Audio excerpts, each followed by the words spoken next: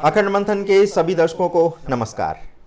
मैं हूं शेखर त्रिपाठी और आप देख रहे हैं अपना प्रिय यूट्यूब चैनल अखंड मंथन।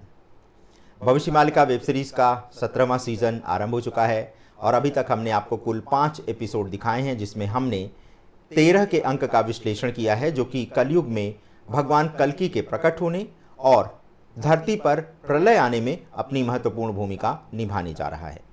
अब इस सीरीज के 6ठे एपिसोड में आपको जयफुल मालिका में लिखी गई उन भविष्यवाणियों से परिचित कराते हैं, जिसमें महाप्रभु श्री अच्युतानंद महाराज अपने शिष्य श्री रामदास को आने वाले समय को लेकर के चेतावनी भी दे रहे हैं और सावधान भी कर रहे हैं।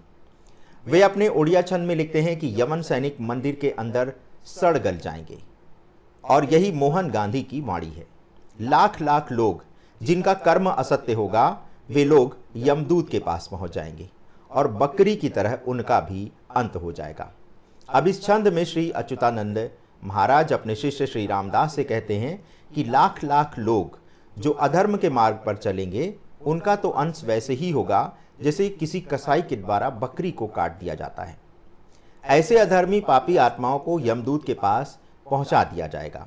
इसके अलावा उनका यह भी कहना है कि पुरी के जगन्नाथ मंदिर में यवन सैनिकों का प्रवेश होगा, लेकिन वे भी सड़ गल जाएंगे। यानी जब पुरी के मंदिर में यमन सैनिक प्रवेश करेंगे तो उनकी अति दुर्दशा होगी और वे मंदिर में ही कैद हो जाएंगे, जो कि बाद में सड़ी गली अवस्था में पाए जाएंगे। अपने 16वें छंद में वे लिखते हैं कि जो भक्ति के मार्ग पर चलेगा उसका कोई कुछ बिगाड़ नहीं पाएगा और ऐसे लोगों का कोई दुष्ट दानव बाल भी बांका नहीं कर पाएगा।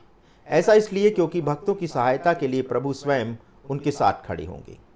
इसी समय ओडिशा के गोहिरा तिकरी नामक स्थान पर रक्त की धारा बहेगी, यानी कलयुग में जो महाभारत होगी वह गोहिरा तिकरी में होगी और यही स्थान कलयुग का कुरुक्षेत्र मैदान कहलाएगा।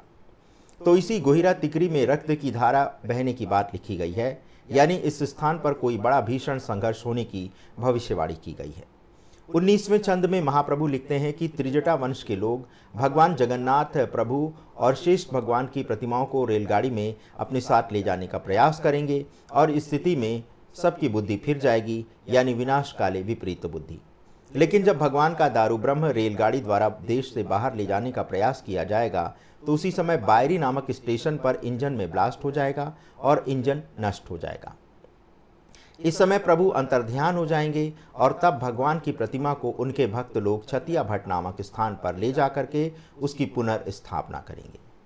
जैसे कि आप जानते होंगे कि छतिया भट्ट नामक स्थान पर बहुत पहले से ही एक श्री जगन्नाथ मंदिर बनकर के तैयार है और वहां पर भगवान के आगमन की प्रतीक्षा की जा रही है। इस मंदिर में भगवान का स्थान खाली रखा गया है, इस आशा के साथ कि जब भगवान यहाँ आएंगे तब पुरी का मंदिर जो है वो शत्रुओं द्वारा क्षतिग्रस्त किया जाएगा और तब छतिया भट्ट नामक स्थान पर बने मंदिर में भगवान श्री जगन्नाथ, भैया बलभद्र एवं बहन माँ सुभद्रा की स्थापना की जाएगी।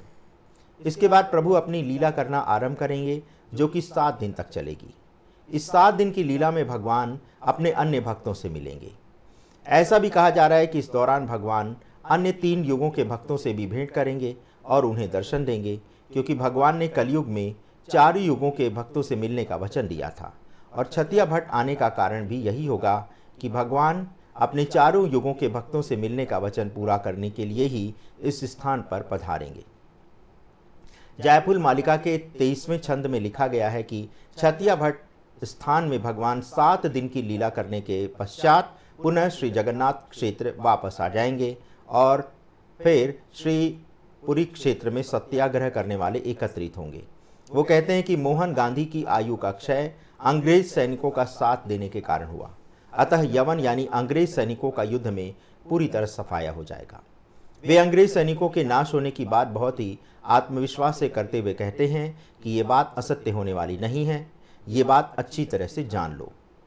वे ओडिशा भाषा में लिखे गए 25वें छंद में लिखते हैं कि गोहिरा तिकरी में जो युद्ध होगा वह बालू और मिट्टी में लड़ा जाएगा और इस दौरान बाहर के शत्रु देश में घुस आएंगे और विदेशी लोगों के आने से काफ़ी अफरा तफरी मच जाएगी। इसके अलावा वो ये भी बताते हैं कि ओडिशा में एक झील यानी पोखरा है, तो इस स्थान पर भीषण संघर्ष होगा और देश में विदेशी शत्रु प्रवेश कर जाएंगे। अब हम आपको आगे बताने जा रहे हैं कि वो एक अत्यंत गूढ़ रहस्य वाली जानकारी है। आगे महाप्रभु अपने शिष्य रामदास से एक गुप्त स्थान के बारे में बताते हुए कह रहे हैं कि एक शमी वृक्ष के पास पांडवों के समय अति मारक हथियार छिपाकर रखे गए थे, क्योंकि पांडव ये जानते थे कि आधे दिन का युद्ध जो है वो शेष रह गया है, तो उसे कलयुग में लड़ने के लिए उन्हें पुनः आना होगा। अतः ये अस्त्र शस्त्र द्वापर युग में महाभारत का युद्ध संपन्न होने के बाद छिपा कर रख दिए गए थे।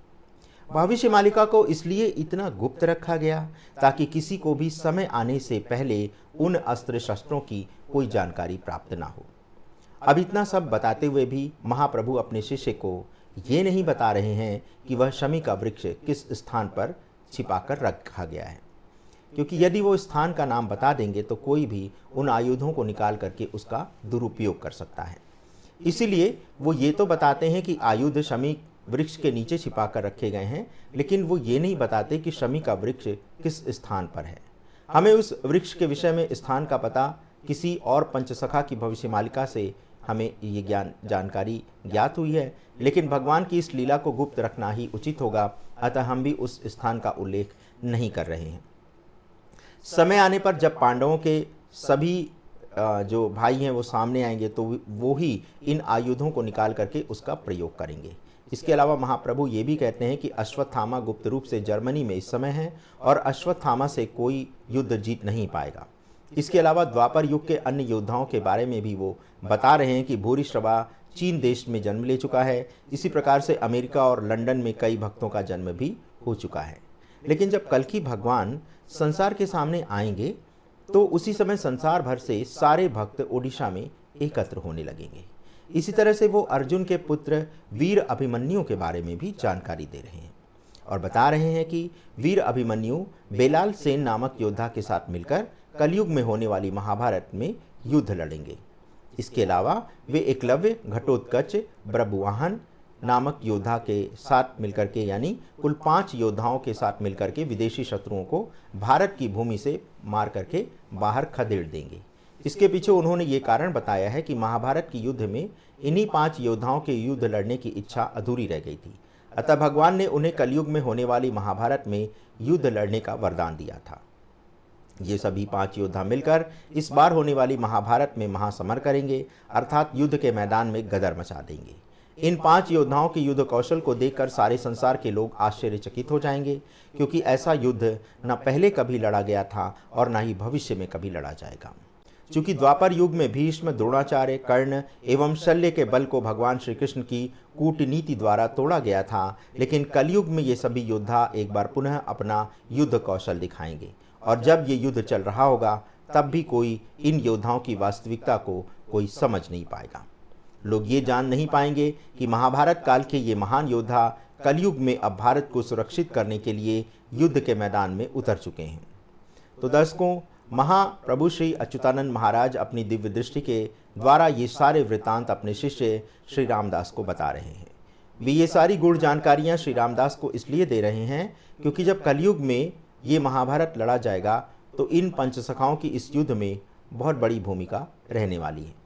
तो दर्शकों, आज के भविष्यमालिका वेब सीरीज के 17वें सीजन में बस इतना ही। अब अगले एपिसोड यानी 7वें एपिसोड में हम आपको बताएंगे कि कैसे भगवान श्री कृष्ण की एकमात्र चाल से सारे के सारे विदेशी शत्रुओं के छक्के छूट जाएंगे और कैसे इन योद्धाओं के द्वारा युद्ध के बाद सत्य और धर्म की स्थापना भगवान के द्वारा की जाएगी। इसकी जानकारी देंगे हम आपको अगले एपिसोड यानी 7वें एपिसोड में। तब तक के लिए हमें अनुमति दें, किंतु जाते जाते हम आपसे इतना अनुरोध करेंगे कि यदि आपको हमारे चैनल का कंटेंट अच्छा लगता है तो इसे लाइक, शेयर और सब्सक्राइब करना मत भूलिएगा। धन्यवाद। नमस्कार।